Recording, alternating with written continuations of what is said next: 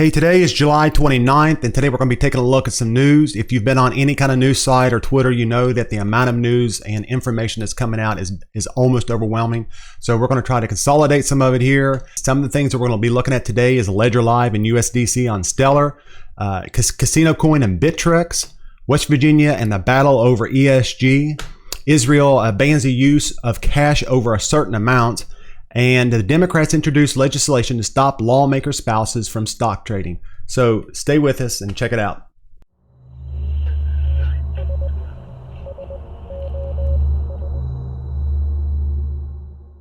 Okay, so let's take a look at the first story. We have an article here, and it's on the Stellar site. It says Ledger Live integrates USDC on Stellar. Today, SDF, a Ledger, and Ledger are excited to announce that USDC coin, USDC, on Stellar is live on Ledger Live. Ledger Live is an open source Web3 app that connects directly to the Ledger hardware wallet. It offers a user experience where customers may perform a wide array of actions related to their assets, such as viewing their portfolio, sending, receiving, buying, selling, and swiping their assets. For SDF, this integration represents a significant step forward toward our building block of activating more network participation. As of today, anyone may now securely send, receive, and buy USDC on Stellar through their Ledger Live app while keeping their assets secure with a Ledger hardware wallet. Ledger's reach is significant, and any of its users stand to benefit greatly from being able to transact with USD on Stellar. USD on Stellar combines the power and inclusivity of the Stellar network with one of the world's fastest growing digital dollar currencies. Additionally, USDC on Stellar enables seamless, near-instant, low-cost cross-border payments, remittances, and next-generation treasury management, and is already supported on many prominent projects. So anybody who's in the crypto space knows the importance of a ledger or some kind of hardware wallet like Trezor. This will keep all of your funds safe. I've got probably 4 or 5 of them. I keep all of my assets on my ledger. I think the only token that I have right now that's sitting on an exchange is WTK, and that's the bottom's falling out of that, so it don't really matter. I think it's important that people are able to secure their own funds. Now, whether or not the government's going to come in later and make us do some KYC inside this Ledger Live software, I don't know. But for right now, the most important thing is to keep your funds safe. Another reason I love Stellar is the same reason why I love XRP. It runs flawlessly and it's blindingly fast. When I'm trying to buy certain assets, I'll take my Stellar, I'll send it over to an exchange, and that Stellar has become my go-to currency for trading into other currencies, especially when I'm using Atomic Wallet. I don't really like selling out my XRP or selling it to buy other cryptocurrency because it messes up the whole tax, long-term and short-term investment stuff. So Stellar is the one I use. And next is a little bit of Casino Coin news. We look here, it says Casino Coin deposits and withdrawals are available on Bittrex. This is awesome news if you're a holder of Casino Coin. It gives a little bit more exit ramps, more liquidity for Casino Coin. I think Casino Coin is a great project. It's super underrated. They're really getting their team together. They're getting sponsorships and people representing the brand. I started buying Casino Coin last year. To me, though, the best place for me to get Casino Coin is off of XUMM Wallet. I would encourage anybody that they want an easy way in and out of the XRP tokens is to go to XUMM Wallet and get them off of there. But you know, other than that, this is great news for anybody that's been holding Casino Coin. Okay, and in some bigger news, we see that West Virginia is back in the news.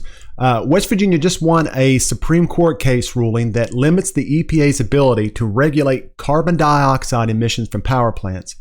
West Virginia is a huge producer of coal, and their people depend on these jobs. And if the government gets their way, it'll get rid of all fossil fuels from America, only to just turn around and buy them from China. And now West Virginia is in another battle, and this time it's over ESG. These ESG scores, these policy hurt states like West Virginia who rely on fossil fuels. And the state treasurer, Riley Moore, was on Glenn Beck talking about this. It says that West Virginia state treasurer Riley Moore tells me he's borrowed $5 financial institutions from bidding on all contracts in the state over their commitment to ESG.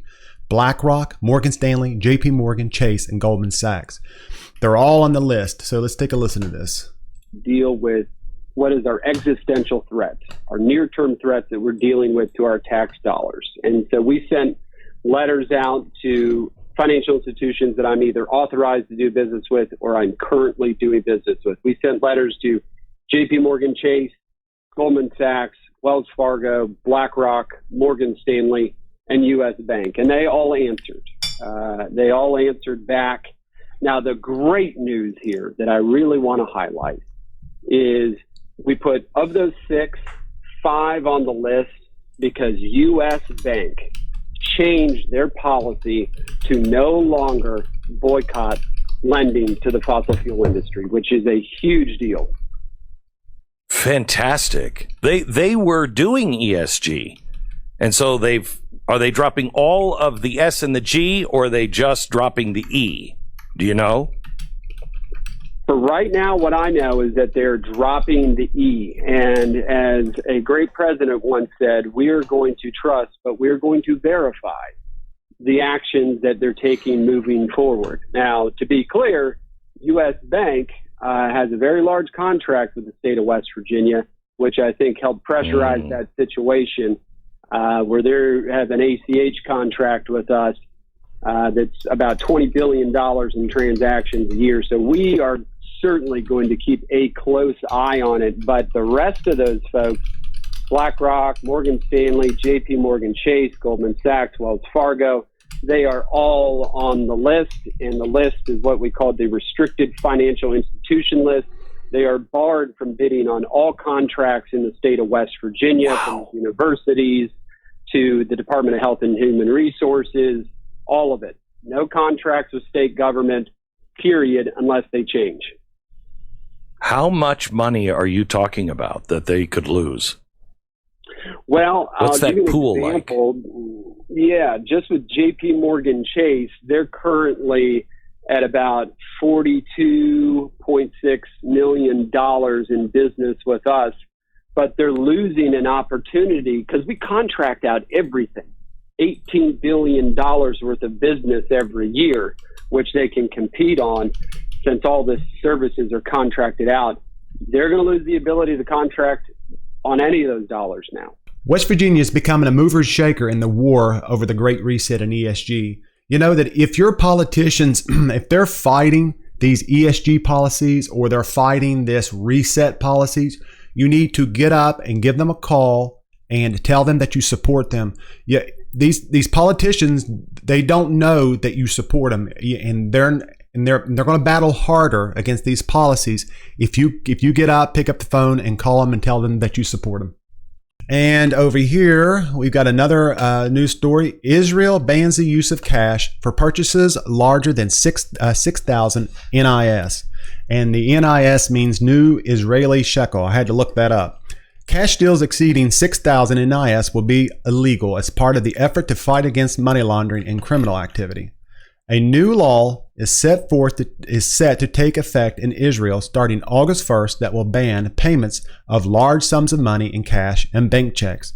The goal of the reform, according to a statement issued by Israel's tax authority, is to fight organized crime, money laundering, and non-tax non-compliance. Under the new law, any payment to a business above 6,000 NIS or $1,700 must be made using alternative methods such as digital transfer or a debit card. Trading between private citizens who are not listed as business owners will be limited to 15,000 NIS or $4,360 in cash. This is another step in Israel's fight against the use of cash. Previously, cash up to the amount of 11,000 NIS or $3,200 could be used in business deals. These cash amounts will continue to shrink until every transaction in cash is totally banned. And this is leading the way towards the use of CBDCs or digital dollars. This means total control of your funds. Once this happens, there won't be a penny that you make that won't be tracked or taxed. Also, governments and corporations will use digital money to enforce groupthink and political correctness. So if you disagree with those in power, or if you have an opinion, you won't be able to buy food for your family. And it makes me wonder is how on earth did we make it for so long while using physical money without the government banning it before now? So it makes me also wonder what the government's going to eventually do concerning physical gold and silver. That's scary. If you hold gold and silver, if they ban all cash, why on earth would they allow you to hold gold and silver? So let's see what happens. Okay, so now for crooked politician news, we see that the Dems plan to introduce legislation to stop lawmaker spouses from stock trading. House Speaker and California Rep Nancy Pelosi just got some tough news from her fellow Democrats. Democrats plan to introduce legislation next week that would prevent stock trades by members of Congress and their spouses, Punchbowl News reported. House Democrats plan to announce a proposal next month to ban lawmakers, their spouses, and senior staff from trading stocks, according to multiple sources close to the issue. It goes on to say the framework would force members of Congress, their spouses, and senior staff to place assets in either a qualified blind trust or completely sell them off. Lawmaker spouses and staff would also still be able to hold mutual funds. Leadership's goal is to get the legislation through the House in September. Rep. Zoe Lofgren, California, who is head of the House Administration Committee, has been tasked with reviewing the different proposals.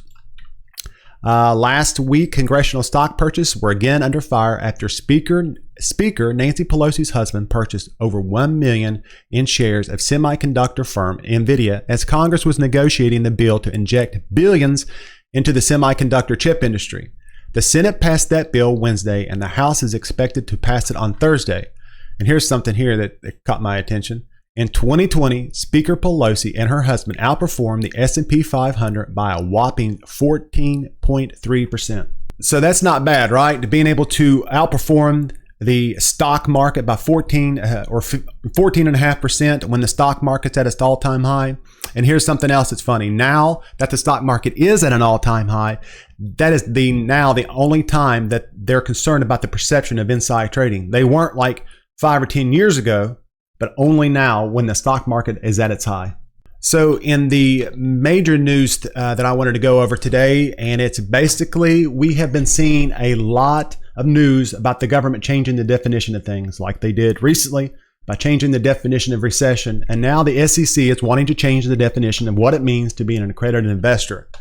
So if we go over here, we see that the SEC is planning to 10x the definition of accredited investor. The SEC is considering raising the threshold for who can be considered a so-called accredited investor. The proposed limit at $10 million would make it even harder for ordinary people to invest in startups. In an effort to enhance investor protection and disclosure, the U.S. Securities and Exchange Commission, SEC, is planning to raise the limit for who is eligible to become a so-called accredited investor who is allowed to invest in unregistered share offerings and startups. According to Bloomberg Law, this is not the first time the SEC is considering changing the rules, but in the past it's been about modest tweaks. This time is different. The agency is expected to pick up again in April with a request for public comment on the changing the definition of accredited investor to at least $10 million, as per the agency's fall 2021 regulatory agenda. And here's the deal. These guys spend their days devoted to taking your tax money and putting it hard at work against you to make your life harder. Gary Gensler was sent in to destroy the markets and make sure that people stay poor because you cannot control people who are wealthy or not dependent on the government. These guys like Gary Gensler tell us how they're for the working man and protecting our interests, but every move they make is to help the elites to gain and keep their power. Every one of these laws that they're trying to put in place now has standards that are easily attainable by them, but out of the reach for everyone else. They know that people are making money now with crypto and trading. The internet has made information available, and there's been an explosion in places where people can trade and keep their money. And these people who are doing this are becoming millionaires. And what happens when people make life-changing money? They look for ways to preserve their wealth, and one of the ways to do that is to enter politics and challenge the status quo. The elite cannot have this. The old guard wants to, quote, protect you until you're poor and starving. These guys have made their money with investor-friendly laws, and now they want to change these laws and slam the door on the rest of us. So that's it for this one. Remember to like and subscribe. It really helps. And most of these links will be in the description. And I hope you have a great day. Take care.